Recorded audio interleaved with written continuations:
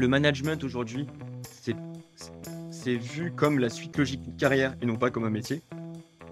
On veut le récompenser, on le passe manager. Mais en fait, il change complètement de métier. C'est plus un opérationnel.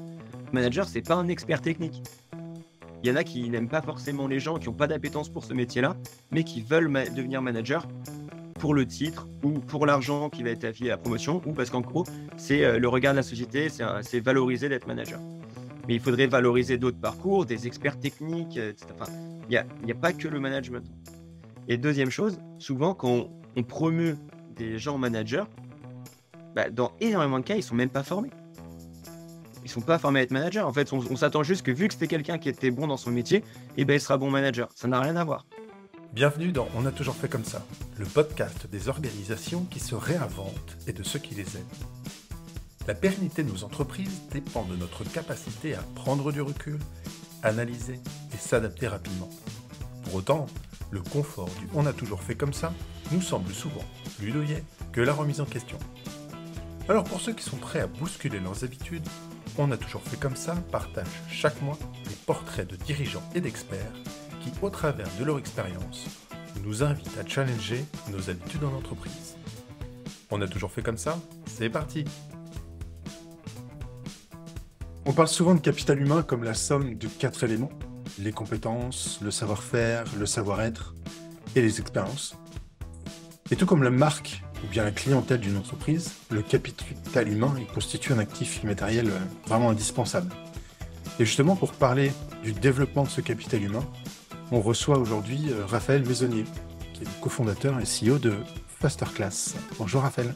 Salut Guillaume. Ravi de t'avoir ici sur On a toujours fait comme ça. Avant de parler plus en détail de Fasterclass, il y a une phrase qui m'a interpellé sur ton profil LinkedIn. Il y avait « Les éternels apprenants sont les leaders de demain ». Qu'est-ce qui a fait que tu sois intéressé, peut-être même obsédé par l'apprentissage, l'univers de l'apprentissage? Waouh, il y a plein de choses qui m'ont fait m'intéresser à ce sujet-là. La première chose, je pense, c'est un conditionnement en fait familial. Donc j'ai une grand-mère qui était prof, un parrain qui était prof, ma marraine qui était prof. J'ai beaucoup de profs dans ma famille. On m'a toujours dit depuis que j'étais tout petit que le meilleur investissement que je pouvais faire, c'est d'investir dans mon éducation, dans mes études, dans le fait d'apprendre des choses, parce que ça, on pourra jamais me l'enlever. Et donc tout ce qui est dans ma petite caboche, bah, c'est pour moi et puis, on peut me dire ce qu'on veut. Moi, en tout cas, ce que j'ai appris, c'est à moi et personne ne me l'enlèvera, quoi. Ça, c'est le premier truc. Et après la deuxième chose, c'est, hem, j'ai observé, un maximum les leaders que j'ai pu rencontrer. Pareil, certains sont de j'ai de la chance d'en avoir dans ma famille. Je considère avoir, par exemple, un des plus grands entrepreneurs français dans ma famille qui s'appelle, Bruno Maisonnier, qui est le cousin de mon père, qui a réussi là où Google et Sony ont échoué. C'est-à-dire, il a fait le leader mondial de la robotique humanoïde. Il s'appelle Aldébaran, qu'il a revendu ensuite, très cher, il y a une dizaine d'années. Malheureusement à des étrangers parce qu'il n'avait pas réussi à retrouver de repreneurs français, mais et puis là, il a relancé une deuxième boîte qui est elle aussi au bout de 3 ans, il a relevé 35 millions d'euros et elle fait partie du French Tech 120 qui s'appelle Another Brain, où là pareil, il est visionnaire ce type, il veut, faire la nouvelle version, de l'intelligence artificielle, donc battre des Google, des Facebook, et cetera. Là, c'est pas vraiment de l'IA quoi, c'est de l'IA mais avec on va dire du big data où, tu vas avoir besoin de 10 millions de photos, d'un cycliste pour que la machine comprenne à la 10 millionième et une photo que, bah, ça, c'est un cycliste. Lui, il veut faire une IA qui fonctionne en mode low data comme un cerveau humain où un enfant, il voit 3 fois un chat passer, il a compris ce que c'était qu'un chat, quoi. Et bref et donc des leaders comme ça, pareil avec qui sont intervenus dans Fasterclass, chaque fois que je parle avec eux, je me rends compte qu'ils se considèrent jamais comme des produits finis et ils sont toujours à l'affût alors même sans forcément suivre des formations, hein, mais de discuter avec leurs pairs, avec d'autres entrepreneurs, avec d'autres leaders, de comprendre, le monde qui les entoure et d'apprendre en continu. Parce que le monde évolue, on a toujours besoin d'apprendre et donc ils se considèrent jamais vraiment comme des produits finis en mode: «Je sais et les autres savent pas et je m'arrête d'échanger et c'est moi le big boss qui sait tout», quoi. Et donc voilà, c'est un des trucs que je me suis dit, c'est en fait, je dis: «Les leaders de demain sont des éternels apprenants», mais en fait, même les leaders d'aujourd'hui, quoi. Les leaders aujourd'hui, quand je regarde autour de moi, ils sont tous tout le temps en train d'apprendre plein de trucs. Hyper curieux, quoi. Super, c'est deux bonnes sources en tout cas d'inspiration, je pense, d'un côté et de l'autre, qui sont très différentes entre, on va dire, le corps professoral et puis l'entrepreneuriat. C'est souvent un peu des mondes qui se connaissent pas bien finalement. Donc Ouais. c'est intéressant de les réunir autour d'un projet qui est peut-être Faster Class, justement. Avant de reparler de Faster Class, est-ce que tu peux nous parler un peu plus de ton parcours, justement, jusqu'à aujourd'hui? Alors j'ai fait un parcours académique, on va dire, assez classique avec un bac S, puis après j'ai fait une classe prépa, puis une école de commerce et en fait, pendant mon école de commerce et donc on a des stages de césure. Là, j'ai fait des stages, donc j'ai fait, 6 mois, un stage aux US dans on va dire une PME de, une petite centaine de personnes. Un autre stage à Paris dans une boîte, une grosse start-up qui avait bien grossi de 500 personnes et puis là, en fait, je me suis dit: «Punaise, mais j'ai déjà, en fait, 500 personnes». J'étais en charge d'un truc assez gros, en fait, parce qu'ils avaient pas trop de budget dans cette start-up et je trouvais que ça allait pas assez vite, quoi et je revenais le soir, j'en parlais avec mon père qui, lui, à l'époque, bossait chez Thales. Il faisait: «Punaise, mais ça va pas assez vite, ça va pas assez vite, faut faire ci, faut faire ça, nin et lui, il me répondait: «Mais Raph, tu te rends pas compte, là, ce que vous avez fait en 6 mois, moi, chez Thales, ça aurait pris 3 ans à faire, quoi». Et là, j'étais: «Ah ouais, mais du coup, les grands groupes, ça va pas être pour moi parce que je vais vraiment, il y a des règles trop compliquées pour moi, il y a trop de procédures, c'est pas mon style et donc il faut que je crée mes propres règles du jeu» et donc c'est là où je me suis dit: «Bah, faudra que je crée ma boîte». Donc en dernière année d'école, donc j'étais à ESCP Business School, j'ai fait ce qu'on appelait la majeure entrepreneuriat. Hem et donc c'est là où j'ai rencontré, bah, notamment un de mes associés et qui était le premier er que j'ai rencontré, Amaury Panet, qui est designer, qui a fait NC Les Ateliers, qui est une super école de design en France. Donc à la majeure entrepreneuriat, il y a la moitié des élèves qui, à l'époque, venaient de l'ESCP et l'autre moitié qui venaient d'écoles d'ingé, d'écoles de design, d'écoles d'informatique, d'écoles d'art, de com et cetera et on faisait des projets ensemble. On avait genre, 5 projets à monter en 4 mois et parce qu'on avait les mêmes centres d'intérêt et aussi parce qu'on aimait bosser ensemble, en fait, avec Amaury, on a fait, les 5 projets en 4 mois dans les mêmes groupes à chaque fois et en fait, à la fin, le dernier projet, c'était un concours de projet de start-up qu'on avait remporté et donc on s'était dit: «Bah, faisons-le, quoi». Dans le jury, il y avait EDF, il y avait, EY, il y avait des super belles boîtes qui nous ont dit: «Mais si vous le faites», ça s'appelait Winspoon à l'époque, «Si vous faites Winspoon, nous, on est super intéressés», c'est ça. Donc on s'est dit: «Bah, chiche, de toute façon». Là, dans ces cas-là, on se disait: «Mais» enfin, moi, la question que je me pose, c'est, hem, soit, en fait, on pouvait décider de se lancer et puis avec un truc un peu incertain, mais peut-être ça va donner quelque chose, peut-être pas. Soit voir faire un peu comme tous les copains d'école, donc soit, aller faire du conseil, par exemple, ou voilà, il y a un parcours un peu plus classique. C'est bien rémunéré, mais voilà et là, je me suis dit: «Mais, avec quel choix, avec quelle décision j'aurais le moins de regrets?» Et aussi, bah, en fait, si je vais faire du conseil comme tous mes potes, bah, je me demanderais toujours: «Mais qu'est-ce qui se serait passé si j'avais lancé Winspoon, quoi?» Donc on était un groupe de 6 à l'époque et donc Amaury et moi, on a dit: «Non, nous, vas-y, on veut la tenter pleine balle». Donc on a lancé Winspoon, qui derrière, en fait, de fil en aiguille, comme beaucoup de startups, on a dû pivoter une fois, puis une deuxième fois et puis là, aujourd'hui, c'est Faster Class. Mais voilà, c'est comme ça qu'on est venu à créer notre boîte. Après, j'ai parlé vraiment beaucoup du parcours pro et académique, mais sinon, je suis quelqu'un d'assez sportif. Ouais, J'ai joué en Ligue 1 de hockey sur gazon. d'accord. J'ai fait, aussi pas mal de trails, des trails de 40-50, qua là, la dernière fois, en décembre, là, il y a 3 mois, j'ai fait la Saint-Élion. Peut-être c'est, un des plus connus, on part de Saint-Étienne et on arrive à Lyon avec 80 kilomètres et 2 350 mètres de D+. Puis là, j'ai un prochain défi, c'est, aller faire la Diagonale des Fous Ouais. en octobre avec mes frères et mon père et donc voilà, c'est mon père, en fait, qui est un fou du trail, de l'ultra trail et donc on lui a fait ce cadeau, avec mes 2 frères. On lui a dit, voilà, notre cadeau de Noël, c'est on va s'entraîner, on va faire la diag avec toi, histoire qu'on puisse la faire tous ensemble, en famille, avant qu'il soit trop tard parce que bon, il y a quand même, c'est pas à 80 ans qu'il pourra faire la diagonale, quoi. Ce sera à son rythme. Peut-être qu'il la fera comme à la vitesse de Thalès en 3 ans, pendant que vous la ferez à l'équivalent de 6 mois, quoi.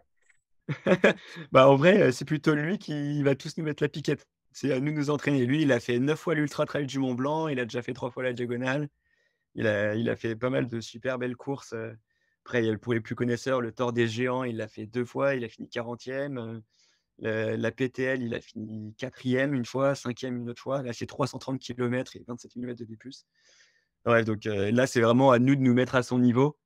Mais voilà, on sait que ce sera pas dans 20 ans qu'on pourra le faire, donc on le fait Mmh. maintenant et puis au moins on aura fait un de nos rêves, sera accompli, quoi. Mmh.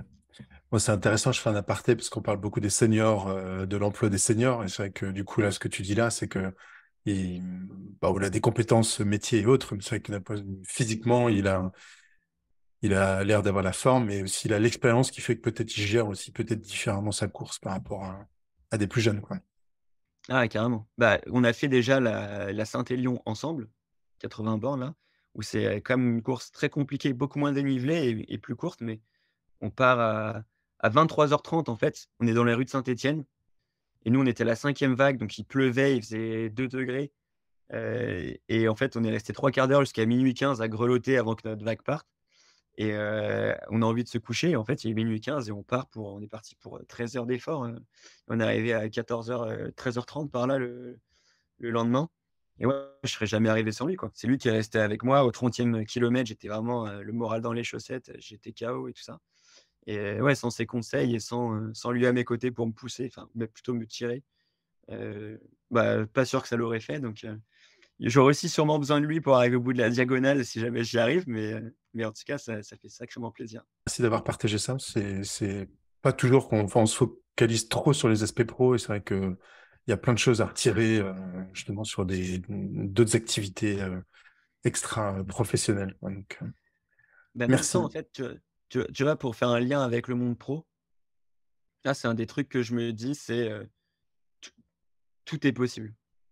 Quand on veut faire un truc pro, j tout est possible et juste, oui, il faut s'en donner les moyens. Oui, il va y avoir beaucoup d'efforts et cetera, mais voilà, si aujour moi, en octobre, je vais faire la diagonale, j'avais jamais fait d'ultra trail avant. Là, déjà, la Saint-Élion, c'était mon plus gros trail de ma vie. En décembre, j'avais jamais fait 80 bornes. Et ben je suis arrivé au bout et là, ouais, OK, bah, je vais devoir m'entraîner comme un malade. C'est des sacrifices, c'est, de l'investissement en temps, mais c'est possible et même si, voilà, si je veux faire décoller Faster Class, c'est possible. Si même un jour je veux aller sur Mars, c'est possible. Mais c'est juste que, bah, ouais, il faut s'en donner les moyens. Faut mettre beaucoup de temps, beaucoup d'efforts et c'est pas parce qu'on met du temps et de l'effort, dans quelque chose, heu, qu'on va faire un burn-out. À l'inverse, en fait, quand c'est quelque chose qu'on aime, qui nous fait plaisir, ça nous prend pas de l'énergie, ça nous en donne. Quand on kiffe son taf, ça nous prend pas de l'énergie, ça nous en donne. Aujourd'hui, sur Faster Class, mais j s'il y avait rien pour m'arrêter, je pourrais bosser dessus, bah, c'est mon bébé, quoi. Je suis avec mes associés, c'est un jeu. C'est comme si je faisais une partie de risque en temps réel avec des potes, et qu'on est une équipe et on veut tout défoncer. Mais ça nous fait kiffer et en fait, bah, voilà, moi j'ai maintenant je suis depuis, septembre, j'ai la chance d'être marié, donc voilà, j'ai mon épouse, je veux aussi allouer du temps à ça. Je fais toujours du hockey sur gazon avec mon équipe, donc je vais allouer du temps à ça et cetera. Mais après, c'est des priorisations et des choix. Mais là-dedans, il y a rien qui me coûte en termes d'énergie. C'est que des choses qui me font kiffer, qui me donnent de l'énergie et donc voilà et ce qui est usant et ce qui fait faire des burn-out, c'est quand on fait quelque chose où on s'use parce que c'est quelque chose qui nous fait péter un enfin, qu'on n'aime pas, quoi et on est contraint d'investir du temps dans quelque chose qui nous bouffe. Mais quand c'est un plaisir, mais on peut y aller à fond, quoi. À fond, à fond, à fond et faire la diagonale, ouais, moi, c'est un truc avec mon père et mes frères, c'est un rêve de réussir à faire ça en famille et à chaque fois que je m'entraîne, là, je vais faire, heu, 2 fois par semaine, je vais me peler les fesses, à monter entre 10 et 15 fois Montmartre pour faire le seul endroit où j'arrive à faire du dénivelé dans Paris.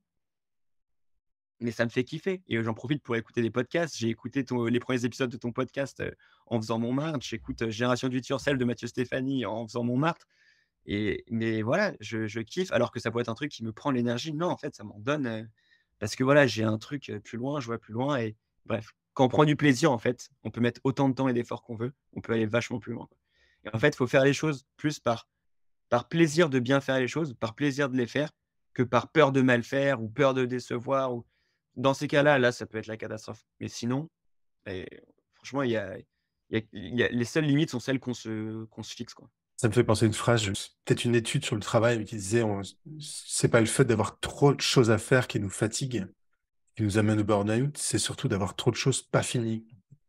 Et qu'il y a des choses qui s'accumulent, qui s'accumulent, qui s'accumulent, avec la frustration que ça apporte en plus. Peut-être dans certains cas, de devoir faire des choses qu'on n'a pas envie de faire à la place de choses qu'on a envie de faire. Et du coup, c'est ça Ouais, qui amène plus vers le burn-out. comme tu le dis, quoi. Ouais et puis le burn-out, c'est vraiment pour finir un peu le sujet, je pense que tu as d'autres questions, c'était peut-être imprévu ce genre de Pas de discussion, souci, mais on a je le temps. pense que le burn-out, c'est vraiment un sujet, très compliqué. Hem, Ça, c'est mon père qui me dit ça depuis que je suis tout petit. Il me dit: «Raph, la vie, c'est comme une chaise» et donc il y a 4 pieds et donc il peut y avoir, par exemple, un pied, ça va être le boulot, un pied, ça va être, la famille, un autre pied, ça va être, les passions, et un dernier pied, par exemple, les amis. Si on peut vivre, en fait, en équilibriste sur un seul pied et là, on voit au cirque, les gens, ils tiennent sur une seule barre et tout en équilibre, très bien. Donc on peut mettre, par exemple, on peut dire: «Bah, voilà, moi, ma vie, c'est mon boulot», s'investir à fond dans le boulot. Mais 40 ans, voire même peut-être pour les plus jeunes générations, 50 ans de carrière, je sais pas quoi, c'est super long et avoir 50 ans de carrière, même 40 ans, mettons, sans avoir un manager de merde, ça sans que ça arrive jamais, j'entends, bah, faut vraiment être sacrément chanceux, quoi et donc si on met tous ses œufs dans le même panier, quand ça va pas, en fait, on est juste sur une barre en équilibre, sur un pied en équilibre, le jour où ce pied est scié, tout s'effondre, tout son monde s'effondre. À l'inverse, si tu as plusieurs pieds, bah, voilà, j'ai ma famille, j'ai mes amis, j'ai mes passions, j'ai mon taf. Le jour où il y a un pied qui se fait un peu couper, bah, ma chaise, OK, c'est plus une chaise, mais bon, j'ai toujours un tabouret. J'ai 3 pieds sur lesquels je peux me reposer, réinvestir plus sur ces 3 pieds, le temps de réparer le quatrième. Et souvent, en fait, voilà, j'ai quelques amis qui ont fait des burn-out, malheureusement. Et souvent, ceux qui ont fait des burn-out, ils étaient pas leur vie, c'était pas une chaise, quoi. C'était, quelque chose, ils avaient trop investi dans une des sphères de leur vie et ce truc-là est tombé, quoi. Ce truc-là s'est fracassé et leur monde s'est effondré. Voilà. Donc vraiment essayer de faire attention à quand tout va bien, d'investir un max dans un des pieds, OK, mais rester vigilant parce que le jour où la situation se retourne, comme avec Fasterclass, ce que je te disais tout à l'heure, bah, aujourd'hui Fasterclass, je pourrais faire ça toutes mes journées, tous mes week-ends et tout. Ça me fait kiffer, en fait, c'est un jeu pour moi. Mais bon, si un jour ça se passe mal, j'ai quand même intérêt à garder mon hockey, à voir un peu penser à autre chose, cultiver ça, cultiver, ma relation avec mon épouse, cultiver ma relation avec mes amis. Et au même titre que si je mettais tout dans ma relation avec, le hockey, bah et rien dans Fasterclass ou rien avec mon épouse, bah, ça irait mal sur ces plans-là. Si je mets tout avec mon épouse, bah, je serais peut-être malheureux avec Fasterclass et malheureux, parce que je fais plus mon sport et machin, mais voilà, c'est un équilibre, assez minutieux, on va dire, à trouver et voilà, mais sujet compliqué le burn-out. Ouais, bah, en tout cas, je retiens cette idée de la chaise qui est visuellement, en tout cas, très, très, très parlante et facile à retenir, quoi. Merci pour ça. Je reviens sur ce que tu disais tout à l'heure, avant que ça devienne Fasterclass, en tout cas la version d'aujourd'hui, tu disais que vous aviez pivoté, plusieurs fois. Est-ce que tu peux nous parler justement un peu des différentes, formes que ça a pris, enfin, en tout cas des différentes pistes que vous aviez prises et abandonnées au passage? Ouais. Alors je vais te faire la version à peu près courte parce que sinon je peux en parler 3 heures. Hem, donc en gros, quand on a monté notre première boîte, on va dire ça comme ça, WeSpoon. Donc WeSpoon, qu'est-ce que c'était? C'est une plateforme d'activité entre collègues. Plateforme d'activité entre collègues, on était, en juillet 2016. On avait gagné notre concours de projet startup avec Amaury. On avait trouvé donc qui est designer. On avait trouvé un troisième cofondateur, Thibaut, qui est un ami d'enfance d'Amaury, depuis tout petit, ils s'étaient toujours dit genre: «Un jour, on créera une boîte ensemble». Ils se connaissent depuis qu'ils ont 3 ans, qu'ils sont connus en maternelle, qui lui est développeur. Donc on avait les 3 compétences, moi plutôt business, Amaury, l'expérience, utilisateur et Thibaut la partie tech. On avait gagné le concours de projet startup. On avait, notamment, bah, EDF, qui nous dit: «Bah, moi, si vous lancez ça, ça m'intéresse». Donc on a lancé Winspoon. On a rapidement eu des premiers clients. On a déployé ça chez EDF, chez Groupama, chez Generali, chez, Aldébaran. Enfin voilà, on a eu rapidement une dizaine d'entreprises, qui sont intéressées à ça. Ça nous a permis de faire une première levée de fonds. On a levé, un peu plus de 500 000 € en capital et un peu moins de 300 000 € en dette. Mais bon, au total, en gros, ça faisait 800 000. Donc c'était assez énorme pour nous et au bout d'un certain temps, on s'est rendu compte qu'on allait droit dans le mur, en fait, qu'on allait pas y arriver. Ça, c'est un moment hyper dur quand tu es entrepreneur. Tu te rends compte que, bah, en fait, toute l'énergie que tu es en train de déployer, tu pourras faire ce que tu veux là, ça va pas passer. Donc tu as le choix, soit en gros, soit tu abandonnes, tu mets, limite je pense, ta société en faillite, tu regardes à peu près combien il reste dans les sous, tu rembourses les investisseurs, tu limites les pertes et voilà, tu dis: «OK, on arrête là, on limite les frais». Il y a, tu pas détruire ce que tu as fait et tu continues tête baissée en espérant qu'il y ait un miracle et puis tu t'épuises et puis tu vas quand même droit dans le mur parce que c'était l'issue, et puis donc tu as tout perdu pour toi, pour tes invests, pour tout le monde. Mais parce que tu as pas eu la force de c'est dur de quand en fait, quand tu as mis autant de temps et d'énergie dans un truc, de le tuer, de le détruire, c'est hyper dur. Même sentimentalement, en fait, tu es attaché à ton projet, quoi. Mmh. Et après on a dit: «OK, troisième option, voilà à peu près combien d'argent il nous reste. Voilà à peu près le temps dont on dispose. On a ça comme équipe. Qu'est-ce qu'on peut faire?» Et d'essayer le plus vite possible de, bah, ce qu'on appelait pivoter, quoi. Et qu'en gros, Fasterclass, pardon, pas Fasterclass, WeSpoon, bon, je vais passer sur les raisons qui ont fait qu'on allait droit dans le mur pour gagner du temps. Heu, mais en gros, quand on a regardé ce qui ne marchait pas, quand on a dit: «OK, on va arrêter WeSpoon», on a regardé plutôt qu'est-ce qui marchait le mieux sur WeSpoon. WeSpoon, plateforme d'activité entre collègues, c'est des gens n'importe qui dans une entreprise peut proposer une activité, heu faire un jeu de société, aller boire un verre le soir, aller courir, n'importe quoi et n'importe qui dans l'entreprise pouvait rejoindre l'activité et donc l'idée, c'était de créer du lien, de casser les CO dans les grands groupes. C'était top, mais c'était peut-être un peu trop avant-gardiste parce qu'aujourd'hui, on m'a rappelé d'ailleurs, c'est assez marrant depuis 1 an, j'ai, une quinzaine de boîtes qui m'ont appelé en mode: «Ouais, est-ce qu'on peut déployer WeSpoon chez vous?» alors qu'on l'a fermé. Donc je dis: «Non, désolé, too late». Donc depuis le covid, on sent qu'il y avait vraiment ce besoin-là. Là, on était avant covid en 2016-2017, 2018 et c'était pas exactement la même vision, de la part des grandes entreprises, quoi. On a regardé, bref, ce qui marchait le mieux, dans WeSpoon et on s'est rendu compte que les activités où les gens s'apprenaient des trucs, ça cartonnait. Par exemple, chez Generali à l'époque, l'événement qui marchait le mieux, c'était, une dame à la com, qui faisait des déjeuners Twitter et qui disait: «Voilà, moi je suis à la com chez Generali, je peux vous expliquer pourquoi on a un compte Twitter d'entreprise, mais aussi comment marche Twitter, quels sont les codes sur Twitter et comment gérer votre compte perso». Toutes les 3 semaines, elle faisait un déjeuner Twitter et il y avait, elle limitait à 15 personnes, mais c'était full tout le temps, quoi. Les gens allaient voir, cette, personne de la com qui expliquait tous les codes, qui les aidait à progresser, à apprendre des nouveaux trucs.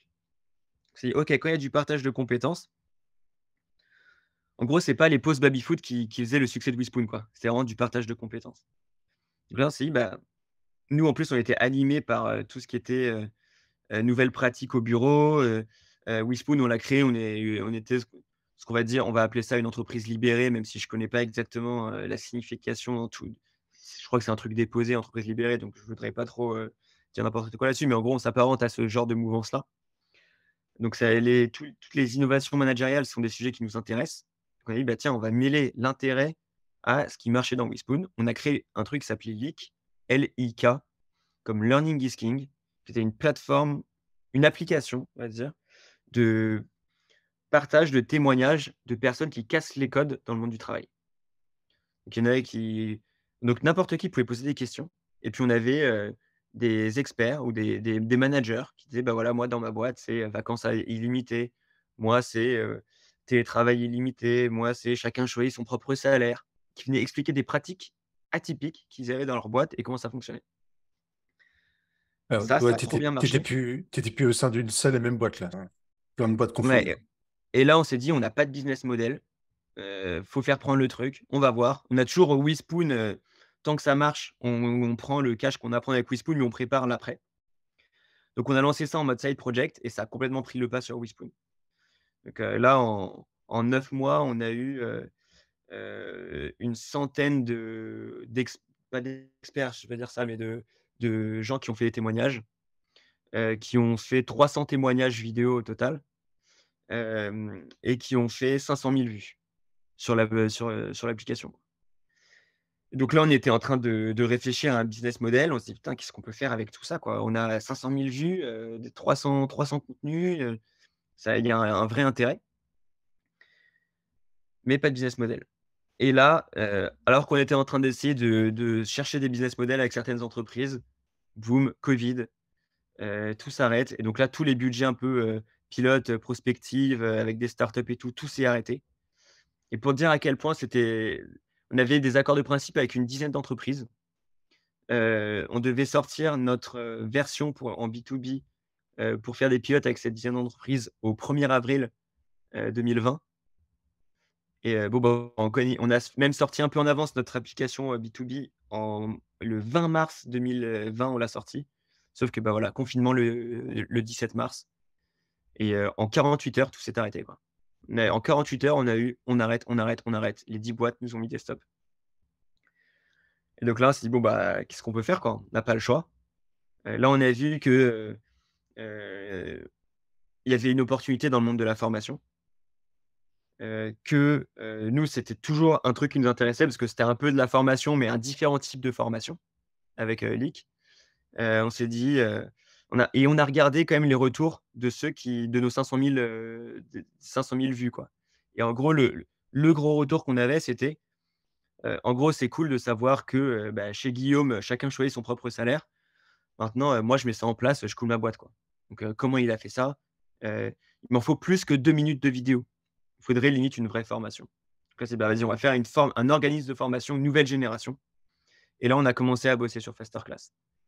Et donc là, on était, fin 2020, vers août-septembre 2020, on a commencé à bosser sur Fasterclass et on a sorti un MVP de Fasterclass vers décembre 2020, janvier 2021.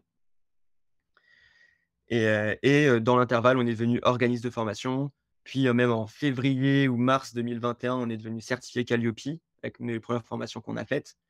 Et puis là, tout s'est enchaîné, quoi. Et donc, du coup, le principe, il est toujours le même aujourd'hui, c'est-à-dire que c'est des experts qui peuvent être au sein d'une entreprise ou pas, qui vont partager un savoir ou une expertise particulière. C'est ça l'idée? Alors Fasterclass, on s'est appuyé sur une partie qu'on avait dans Leak, qui était des retours d'expérience et qui sont des retours d'expérience qui viennent agrémenter l'expérience de formation Fasterclass. Mais Fasterclass n'est pas que des retours d'expérience. C'est vraiment D'accord. une petite partie de l'expérience de formation. Ok. Et en fait, le Fasterclass, c'est quoi la conviction de Fasterclass? Voilà, c'est que enfin moi, même ma conviction à titre perso, quoi, et de mes associés, c'est aujourd'hui dans un monde où il y a de plus en plus de données, où il y a de plus en plus d'automatisation, où il y a de plus en plus d'outils. Et ce qui va faire la diff entre 2 boîtes, qui sont concurrentes, c'est pas, dans ce monde-là, quoi, qu'on appelle, VUCA généralement là, volatile, incertain et cetera, complexe, machin. Hem, c'est la capacité des gens à bosser ensemble. Donc soit d'un côté, tu vas avoir, des managers tout bidons avec un turnover de malade, des démissions, heu, des gens qui ont une charge mentale de fou, qui vont faire des burn-out, des projets qui sont mal gérés, qui vont être livrés en retard et cetera et cetera. Donc c'est les soft skills. Donc les gens savent pas bosser ensemble. Soit les gens savent bosser ensemble dans l'entreprise concurrente et bah, là, tu vas avoir des gens qui sont contents de bosser dans l'entreprise, qui sont contents de bosser pour cette boîte-là, de faire ce métier-là, dans cette boîte-là, avec ces gens-là, quoi. Et qui vont les projets sont livrés à l'heure. Ils ont une charge mentale qui est raisonnable, hem et ça se passe bien. Et bah, là, cette deuxième entreprise va complètement exploser la première. Donc les soft skills n'ont jamais été aussi importantes, surtout dans un monde où les hard skills, en fait, il faut apprendre à apprendre et où les compétences sont hard, on va dire, sont très vite périssables. Il faut rester à la page continuellement. Donc ça, c'est le constat de Fasterclass. Et après pour nous les sujets qu'on va aborder, du coup, c'est des sujets qui sont, on va dire «bateaux» entre guillemets, dans le sens où c'est des sujets que tous les organismes de formation soft skills vont traiter. Les fondamentaux du management, la gestion du temps, le feedback, le leadership, la gestion de projets collaboratifs et cetera. Il y a plein d'organismes de formation qui vont parler de ça. Nous, ce qu'on vend, c'est l'expérience de formation. C'est ça qui fait la diff entre nous et un autre organisme de formation. Voilà, c'est l'expérience de formation. Et en fait, pour créer cette expérience, donc là, on est à Station F. j'ai fait venir les DRH de 4 licornes de la French Tech. Je leur ai dit: «Bah, aidez-moi, venez avec moi créer l'expérience de formation de vos rêves». Et en gros, le gros pain aujourd'hui, surtout dans ces boîtes-là, c'est le pain mais fois 1000, c'est, on court tous après le temps. Et surtout donc c'est les licornes ou les scale-up, on appelle ça un peu comme eux, mais en gros, c'est les grosses startups qui connaissent une hyper croissance. Ils sont tous sous-staffés parce qu'ils ont une hyper croissance. Ils ont même pas le temps de recruter à un rythme suffisant pour intégrer tout le monde et faire face à cette croissance. Et donc là, on court tous après le temps. Et donc, comment est-ce qu'on fait pour avoir une formation qui a un max d'impact en un minimum de temps? C'est ça tout l'enjeu. Et il y a beau elle me disait: «En fait, il y a trop de formations aujourd'hui où on envoie les gens une journée en formation, ils reviennent, on leur demande comment c'était». En gros, ils ont passé une journée et l'équivalent d'une journée, c'est 7 heures ou 35 heures. Voilà. Ils ont passé une journée en formation, ils vont dire: «Ah bah, c'était génial, on a appris plein de trucs». Et en fait, ça leur fait une béquille pendant une semaine, ce qui était, c'est encore assez frais. Et puis au bout d'une semaine, en fait, le quotidien reprend ses droits et puis il y a, je vais pas dire rien qui change, mais vraiment pas grand-chose, quoi. Et donc l'impact de la formation est quasi nul. Et donc là, on s'est dit: «Beh, comment avec Fasterclass?» L'enjeu, c'est: OK, une journée, c'est 7 heures. Comment est-ce qu'en 7 heures, tu peux avoir le plus gros impact possible avec ta formation, en formant des gens? Et donc là, on a travaillé sur plusieurs leviers, on va dire. Le premier, c'est la structuration du parcours. Au lieu de faire 7 heures d'un coup, on va avoir un impact dans la durée et dans les pratiques. Qu'on va avoir on fait tout à distance déjà, comme ça tu as pas de perte de temps dans les transports et cetera. On fait entre pairs, comme ça aussi tu as à la fois un formateur, mais tu as aussi, des partages entre pairs et cetera. Et puis donc on a, 4 ateliers de 1h30 toutes les 2 semaines. Et comme ça tu as un suivi dans la durée. Donc tu as 4 ateliers de 1h30, ça te fait, 6 heures. Puis après on s'est dit: «Bah tiens, on a 1 heure en plus». Le deuxième, troisième et quatrième, le premier c'est un kick-off, le premier atelier. Mais de l'atelier 2 à 4, on appelle ça des faster camp. C'est que de la mise en pratique hyper intensive. Pour que les gens soient capables de mettre en pratique, il faut qu'ils aient déjà vu la théorie. Donc là, on a fait des mini-séries pédagogiques qui durent 1 heure, où là, on a les meilleurs experts en France qui viennent expliquer leur théorie sur ce concept-là, pour qu'ils soient capables de pratiquer. La théorie sur les fondamentaux du management, la théorie sur le feedback, la théorie sur la gestion de projet collaborative, et cetera. Comme ça, quand on fait tout un parcours sur la gestion de projet, et bah, tu as un chapitre qui fait à peu près 20 minutes en vidéo avant chaque Faster Camp. Et donc tu vois la théorie, tu la regardes où tu veux, quand tu veux, c'est pas mon problème. Et on n'a pas besoin de synchroniser les agendas comme ça. Et même, tu gardes l'accès pendant 1 an après la formation, donc tu peux revoir les trucs si tu as besoin. Et bam, après tu pratiques, tu pratiques, tu pratiques. Donc ça, voilà, nos 3 leviers, c'est un, la structuration du parcours comme, je viens de te l'expliquer. Et après, deuxième chose, c'est, mettre le meilleur de la French Tech au service de l'expérience. Donc on a fait, au lieu de tout refaire nous-mêmes, on a été chercher des EduSign pour fluidifier l'expérience sur, les feuilles de présence. On a été chercher des teach-up sur la création de parcours SCORM, en ligne. SCORM, c'est la norme, mais en gros, c'est tu as les meilleurs parcours en ligne possibles qui soient hyper fluides avec des petits jeux quand il faut, avec de l'adaptive learning et cetera. Plein de mots un peu compliqués, mais en gros qui font, le truc à retenir, c'est que c'est super simple, super bien fait, quoi.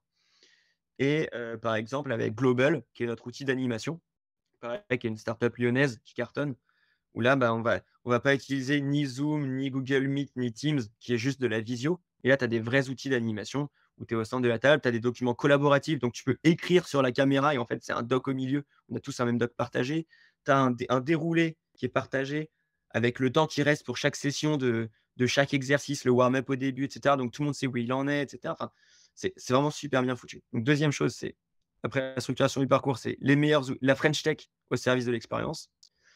Et après, la troisième chose, c'est la qualité de l'animation. Parce que ça change tout si tu as quelqu'un qui sait super bien animer ou si tu as quelqu'un qui anime comme un pied. Et donc là, on a 3 types d'animateurs. On va avoir le meilleur expert, la référence en France sur le sujet et qui est très cher. Par exemple, Stéphane Moriou, il fait des conférences de 1 heure sur le feedback, il vaut 6 500 € de l'heure.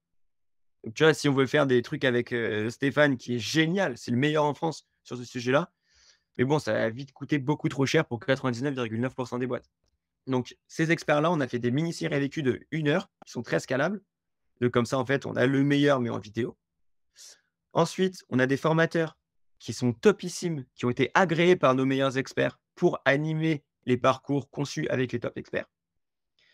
Et là, on les rémunère vachement plus que ce qui se fait sur le marché pour garantir d'avoir les meilleurs, parce que les meilleurs, on va pas les payer 80 balles de l'heure, quoi. Sinon ils sont pas là les meilleurs. Ils accepteraient jamais.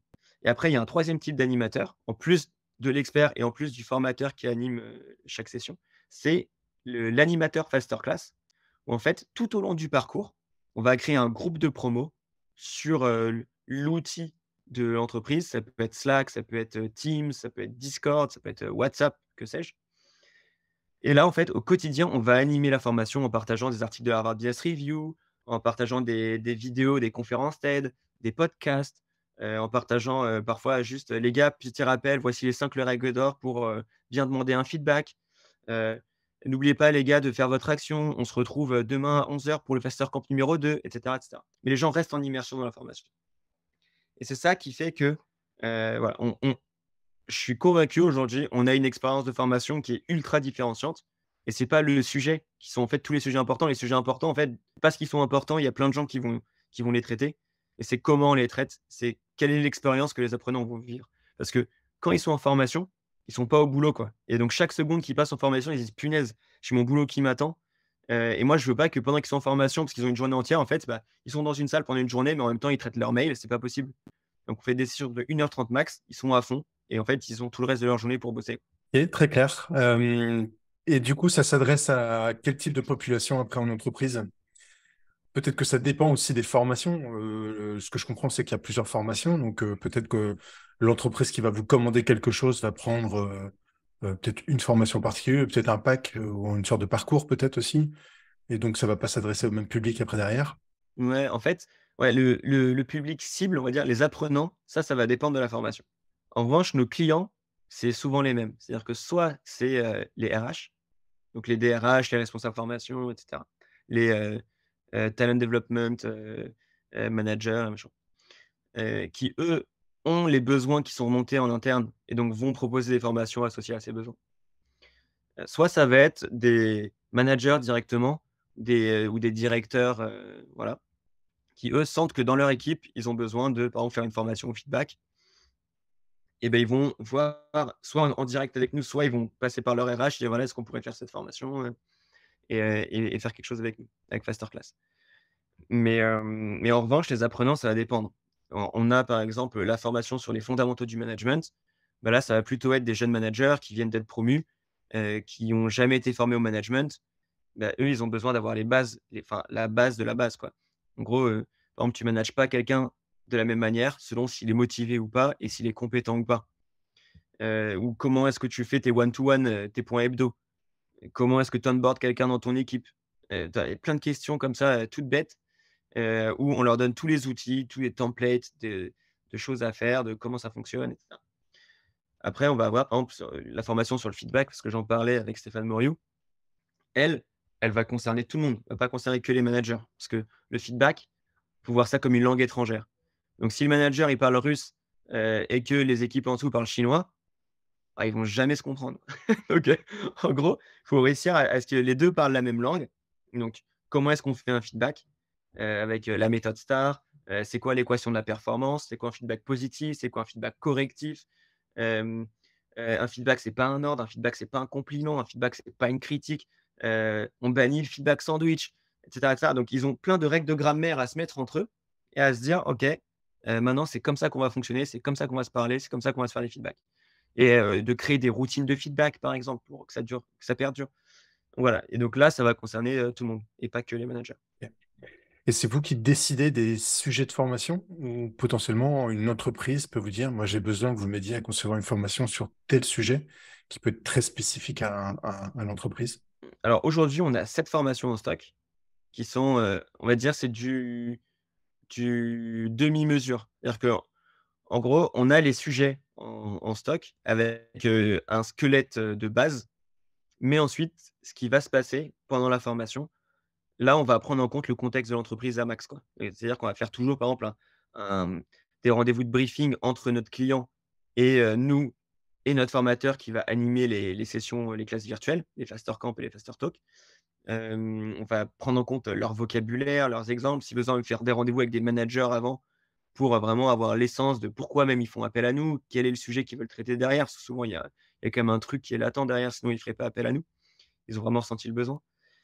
Et avec ça, on va adapter le contenu des formations. On va adapter le vocabulaire utilisé, on va adapter les exos qui vont être faits de mise en pratique, et cetera, et cetera. Donc il y a une trame, on va dire un squelette qui est commun et puis derrière on adapte. Donc c'est voilà, du demi-mesure. Et après pour les sujets, aujourd'hui on en a 7. Là, on est en train de voir avec, un potentiel client, une grande entreprise qui aimerait nous en commander un huitième. Donc là, on fait à l'opportunité. Mais autant au début, tous les premiers sujets, on les a fait, qu'on ait un client ou pas de client, on les faisait parce qu'on savait qu'il y avait un vrai marché, et qu'il fallait avoir des premiers sujets pour être visible et vendre, et cetera. Et comme il y avait des experts ultra reconnus sur le sujet, on savait qu'il y avait un vrai marché. Autant là maintenant, voilà, on est identifié sur tout ce qui a trait au management et aux soft skills, donc on nous contacte pour ça. Et quand on a un, 2, 3, ça fait 3 fois qu'on me dit: «Voilà, ce sujet-là, on aimerait bien avoir une formation». Là, on est en train de réfléchir, par exemple, à la création d'une huitième formation sur, la prise de parole, le pitch, le storytelling, enfin voilà, ça fait plusieurs fois qu'on a ce thème-là qui revient. Donc on est en train de voir, est-ce qu'on va pas vraiment créer une huitième formation là-dessus? Je vois que les sujets, tu parlais tout à l'heure de collaboration. Une entreprise qui fonctionne, qui va réussir, c'est celle qui est en mesure de faire bien collaborer ses employés. Je vois que les sujets donc sont vraiment là-dessus, et puis autour du management aussi. Et c'est un sujet sur lequel en tout cas sur LinkedIn, tu écris beaucoup aussi sur le management. Et notamment une autre phrase, tu disais, on ne quitte pas sa boîte parce qu'il n'y a pas une salle de sieste, mais on quitte sa boîte à cause de son manager, hein, souvent. Ouais. Euh, du coup, qu'est-ce que... En gros, pour le dire autrement, alors, c'est une fausse question, mais c'est quoi le problème avec les managers, en fait? Enfin, qu'est-ce que tu vois aujourd'hui, toi, ou qu'est-ce que les entreprises te disent avoir comme problème de management qui font qu'elles vont chercher une formation, quand même? Ouais. Ah, le management pour moi, c'est vraiment le truc central dans l'entreprise, quoi. D'ailleurs, je me suis un peu fait taper sur les doigts, pour ce poste, par certains.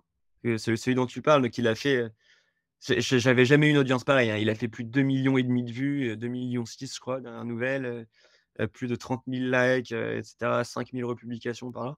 Là, c'était un truc un peu énorme qui m'a complètement dépassé. Hem Et donc j'ai eu, on va dire, 90 ou 95 des commentaires qui ont été en mode, enfin complètement d'accord avec toi, moi aussi la dernière fois que j'ai quitté ma boîte, bah, c'est parce qu'en fait, j'ai un problème avec mon boss, voilà donc enfin il y a le manager a une vraie incidence quoi, un vrai pouvoir, là-dessus. Et puis après j'ai eu, on va dire, 5 de commentaires qui ont été vraiment trash, sur moi. Enfin je me suis juste fait défoncer la gueule, par des gens que je ne connais ni d'Ève ni d'Adam.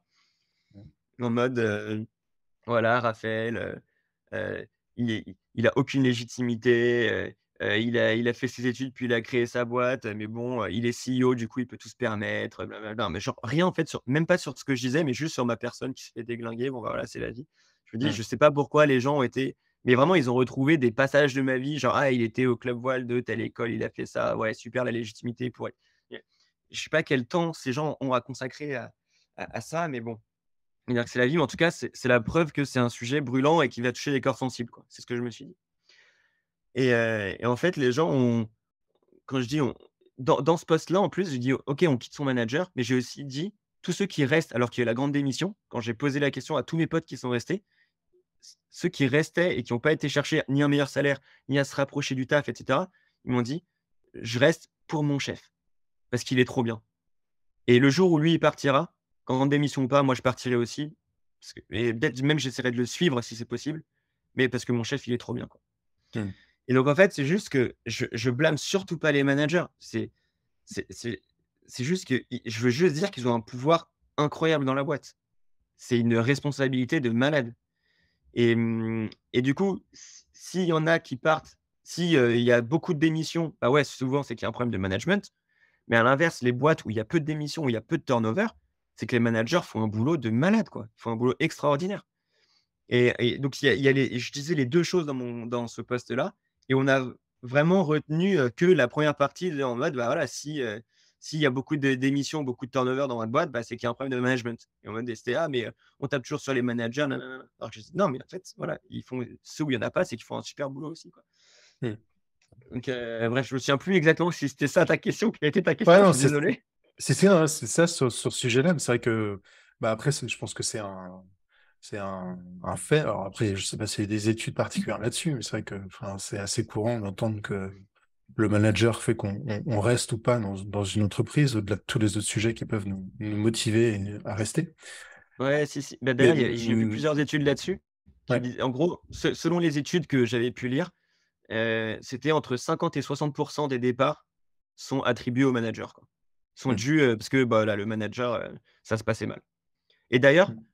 c'est la perspective du manager, mais si ça se trouve, c'est le manager qui a tort. Je dis même pas qui a tort ou qui a raison. Juste qu'en Hmm. gros, la relation managériale a été rompue, quoi, et qu'il y a un problème entre les 2.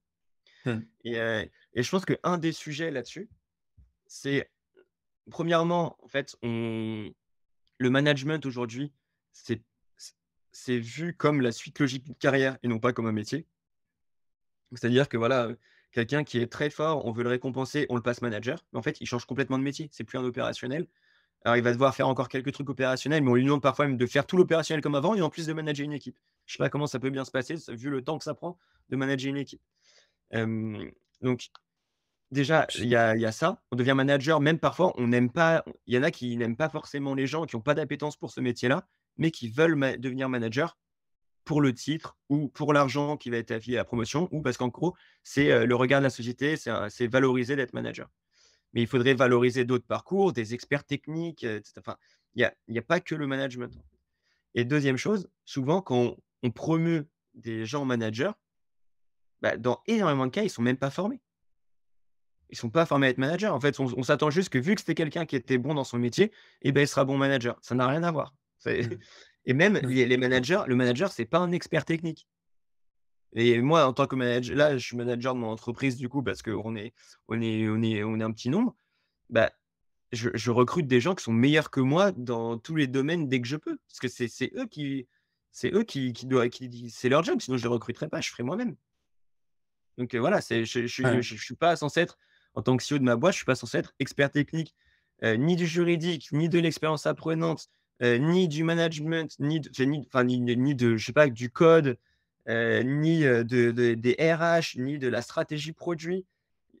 J'ai besoin de gens qui sont meilleurs que moi là-dedans, quoi. Hmm. Ouais. Donc voilà, donc faut réussir à former, parce qu'à un moment j'avais dit ça, si tu promeus quelqu'un, un manager, un jeune qui performe, tu le mets manager, sans le former, c'est comme si tu disais à un enfant qui sait pas nager, tu dis: «Allez hop, tu dois traverser le bassin olympique là de 50 mètres et tu me le fais en papillon s'il te plaît». Hmm. Et après tu demandes à tous ses petits copains, parce que lui c'est le délégué de la classe, tu demandes à tous ses petits copains de le suivre en plus. Et ils vont tous se noyer quoi. Hmm. Ils savent pas faire. Donc Hmm. ouais, il faut les former et puis bonus si tu les formes, tu vas éviter des nuits blanches à tes managers parce qu'ils ont quand même des boulots compliqués. Parfois, être manager, c'est cool, mais bon, il y a des moments où c'est moins cool, quoi. Quand il faut virer des gens, bah, là, tu tournes, un paquet de fois ta langue dans ta bouche et puis tu endors pas très bien les jours avant parce que tu sais que tu vas devoir séparer de quelqu'un et est-ce que c'est vraiment la bonne décision et cetera. Hmm. Donc si tu les formes, tu vas leur éviter des nuits blanches et puis toi, tu vas, un réduire ton turnover et 2 tu vas accroître tes performances.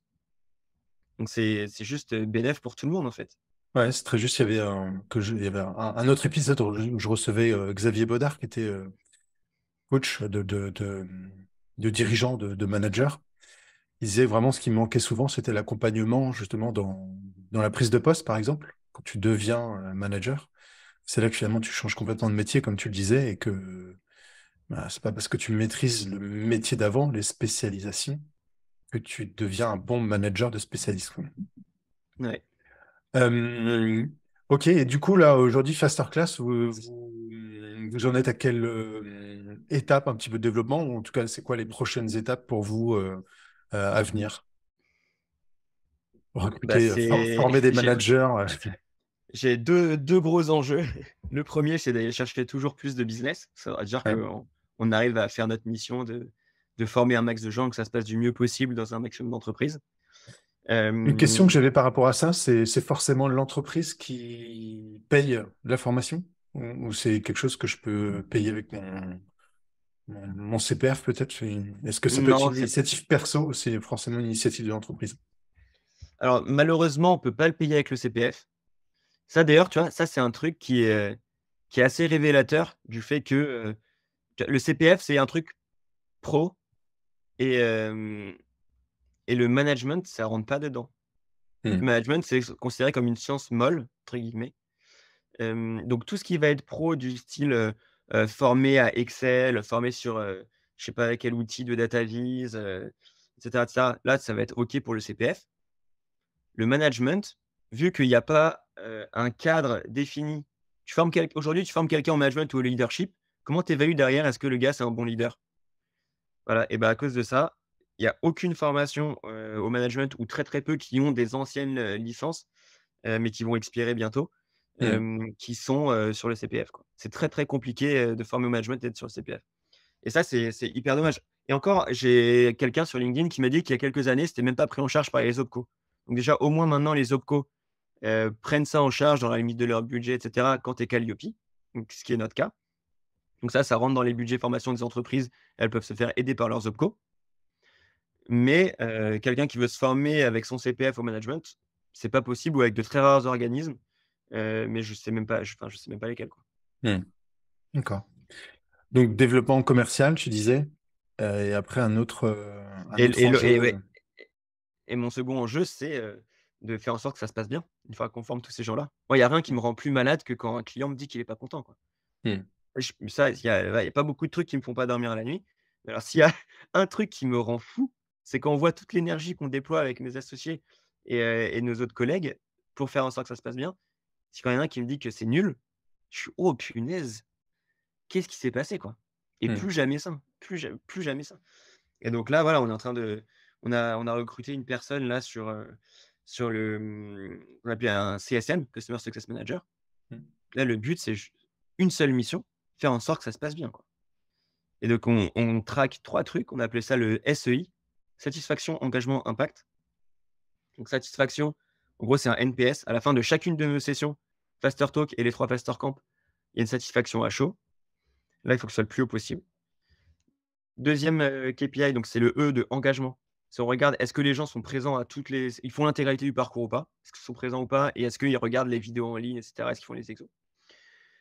Et impact, ça, c'est quelque chose qui est hyper important et que les boîtes ont du mal à mesurer. Souvent, elles arrivent à mesurer quand même, à se rendre compte, est-ce que les gens sont satisfaits ou pas de la formation? Si c'était nul, vous en faites pas, ils vont vous le dire, quoi. En gros, c'était pourri cette formation, donc on le sait très vite. Hem Et s'ils aiment, parfois ils aiment, est-ce que c'est pour autant que ça aura de l'impact? Pas sûr. Et donc là, comment est-ce que l'impact, c'est quelle est la différence dans la pratique entre l'avant formation et l'après formation? Qu'est-ce qui a changé dans les pratiques? Donc là, en fait, on a un diagnostic initial qu'on fait, avant de commencer la formation, qui permet de savoir d'où on part. Après, on fait toute la formation et 30 jours après le dernier Faster Camp, donc à 30 jours après la fin de la formation, on va faire une mesure d'impact où là, on a toute une partie quanti où on reprend exactement les mêmes, questions que le diagnostic initial et on mesure l'écart dans les réponses et on va rajouter une partie quali avec des questions de style, «Guillaume, s'il y a un truc que tu retiens de cette formation, qu'est-ce que c'est? Est-ce que tu as mis des choses en place suite à cette formation? Si oui, qu'est-ce que tu as mis en place? Comment ça s'est passé? Sinon, bah, pourquoi tu as rien mis en place? Qu'est-ce qui t'en a empêché?» Et avec tout ça, on va faire un rapport d'impact qu'on va remettre au client. Et donc là-dedans, il y a un ça c'est assez détaillé pour le client, mais il y a un KPI clé, enfin K c'est déjà key, donc j'ai dit 2 fois clé, mais bref. C'est un indicateur clé, on va dire, qui est le pourcentage de gens qui déclarent avoir changé une pratique entre l'avant et l'après formation. Et donc là, pareil, avoir l'indicateur le plus haut possible. Donc satisfaction, engagement, impact. Ça c'est et ça donc j'ai recruté quelqu'un. Avant, c'était seulement les associés, c'est hyper important qu'ils faisaient ça. Là, on a pris un peu plus un peu de d'épaisseur, pour, vraiment avoir quelqu'un qui pense à ça tout le temps, quoi. Comment je m'assure que les gens vont être là à la prochaine session? Comment je m'assure qu'ils soient satisfaits? Le suivi le plus personnalisé possible? Comment je mmh, m'assure qu'ils mettent en place tout ce qu'on voit en formation? À la fin de chaque Faster Camp, donc là, les gens, en fait, un Faster Camp, c'est 1 heure et demie d'exo entre eux. Mais c'est un safe space, on va dire. Désolé pour tous les anglicismes, mais c'est un espace, voilà, où ça reste entre nous, c'est confidentiel il se passera rien si on se plante, on s'en fiche. Mais à la fin, les 10-15 dernières minutes, c'est un tour de table où tout le monde s'engage à mettre en place quelque chose qu'on s'est entraîné à faire pendant l'heure et demie et je m'engage à le faire d'ici la prochaine session, d'ici le prochain Faster Camp. Par exemple, si on a fait, le Faster Camp, numéro 1 sur le feedback, qui est sur comment donner un feedback positif. Bah, voilà, moi, Raphaël, d'ici le prochain Faster Camp dans 2 semaines, je m'engage à donner un feedback positif à Guillaume, sur tel sujet et cetera et on prend tout en note et après chacun doit faire son action.